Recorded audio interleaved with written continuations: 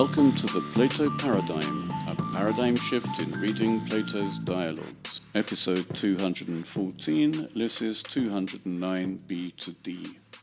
So far, Socrates has been showing Hippothales apparently that the way to talk to a lust object is to ask questions. So far, this questioning has revealed that Lysis is not allowed to do certain things, but he is allowed to do certain other things. He isn't allowed to compete in chariot races, for example, or play with his mother's loom. But he is allowed to read and write. Socrates then asks the obvious question. Typotan unei o Lysi to aition hotientalthamen udiaco lusin en hoiste arti elegomen co lusi. What on earth then, Lysis, would be the reason that they don't prevent you here, but in those things which we said just now, they do prevent? We should recall that earlier Socrates had asked Lysis why they prevent him from doing things, and Lysis had said that it's probably because he's not old enough.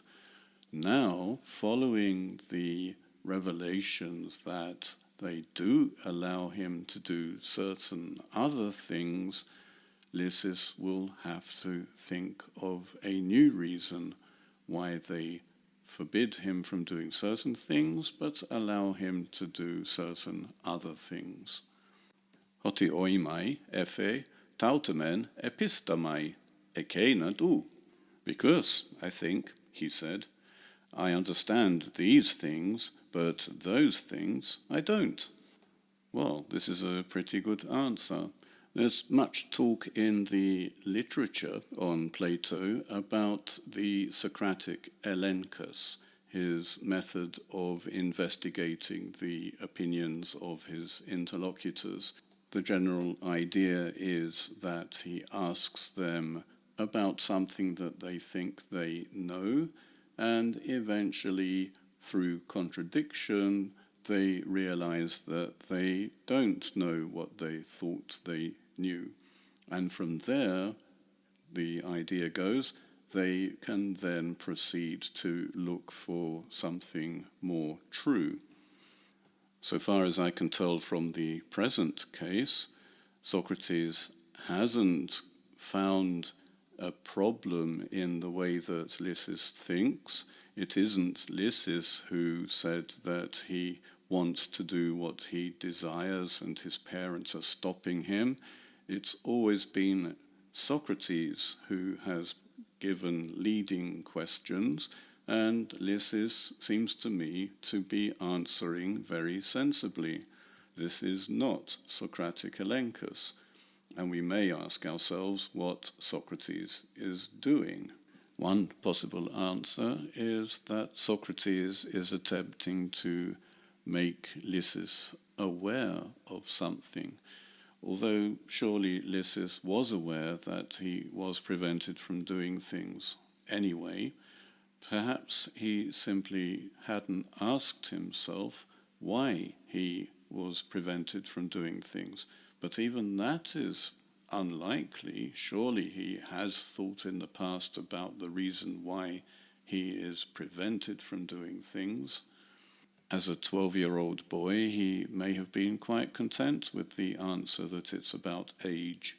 Socrates continues, Eien endego o Ariste, uk araten helikian superimene hopater epitrepin panta, al he an hemera hegese taise beltion hautufronen, taute epitrepse soi kai hauton kai ta hautu. Oimai egoge ephe. Well then, I said, O best of men, or I suppose here, best of boys, O best one.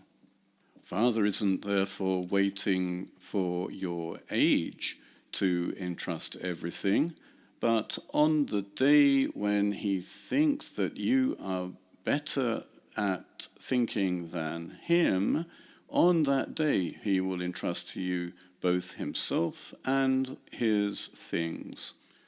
I think so, he said. The actual expression Socrates uses here is beltion phronein, to be prudent better.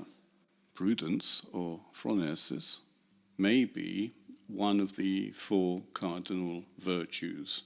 We have justice, courage, sound-mindedness, and phronesis, which would be something like proficiency or doing the right thing. It's clear why some philosophers raise phronesis to the level of arete itself. And then the fourth cardinal virtue is sophia, expertise. In the context of technai, crafts, we may understand phronein to mean to be an expert at the various technai, to be someone capable. And with the adverb better, I think to be capable is good. To be better capable. It sounds a bit strained in English, but that's the best we can do to translate the Greek. The idea of Socrates' claim is that the father will give over to Lysis, his son, everything the moment he thinks that Lysis is more capable than he is at all the various technai. The idea that his father would entrust to Lysis everything the moment Lysis understands better than the father how to do the various technai is not an idea that was expressed by Lysis. The best we may say is that it might follow from the conclusion that Lysis is allowed to do whatever it is that he understands. Eien, endigo, tide, to geltoni arucho autos horos hosperto patri perisu? Well, I said, what then? Doesn't the same limit apply to the neighbour as to the father about you? Horos is a boundary, limit. We get from this the word horizon. Horos also came to mean delimitation and definition. The limit here is the point at which things have to be entrusted to Lysis, as Socrates now makes explicit. Poteron oie auton epitrepsen soiten hautu oikian oikonomen, hotan se hegese tai beltion peri oikonomias he autu phronen, auton epistatesen, moi epitrepsen oimai. Do you think he will entrust to you to manage his household the moment he considers you to be thinking better about his management, or will he continue to manage? I think he will entrust to me. In the dialogue Menon, the oikonomia, running of the household, was entrusted to the woman, while the man, the virtue of the man, was to rule the city.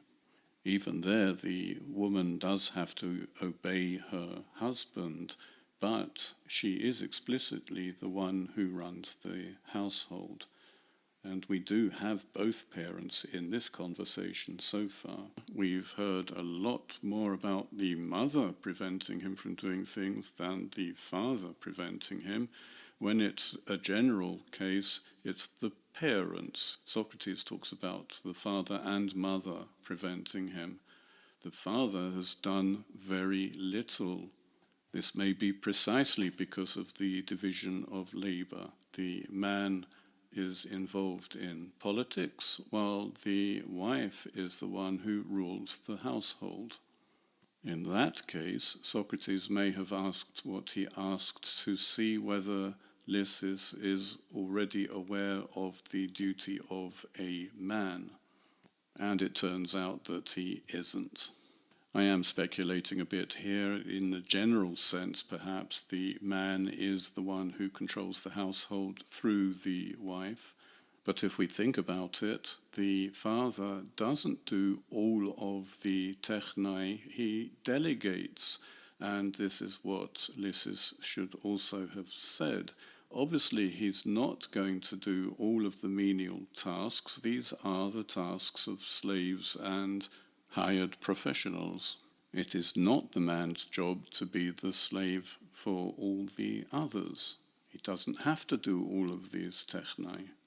What is attractive in Socrates' question is the idea of taking control. This now explains Socrates' earlier emphasis on Lysis' lack of control. Well, it looks like that Socrates is uncovering a problem. Lysis seems to be rather ambitious, to say the least, and he's basing it on meritocracy. If he is the most capable at running things, everyone should entrust their things to him. If you think I'm exaggerating, this is Socrates' next question. Tid Athenaios oiesoi ukepitreps hauton, hotan aisthanon tai hotihikanos phrones, egoge. What then? Do you think Athenians will entrust to you their things when they sense that you are sufficiently capable? I do.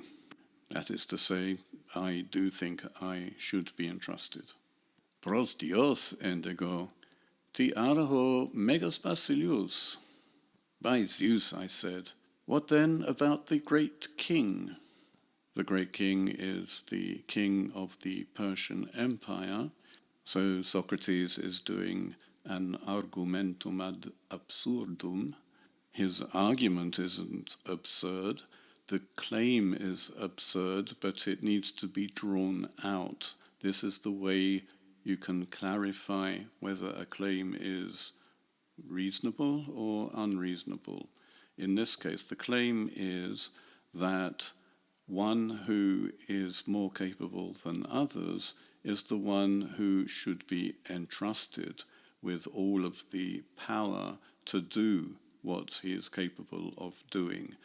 And in that case, even the great king would have to entrust to Lysis all the power if Lysis is found to be more capable.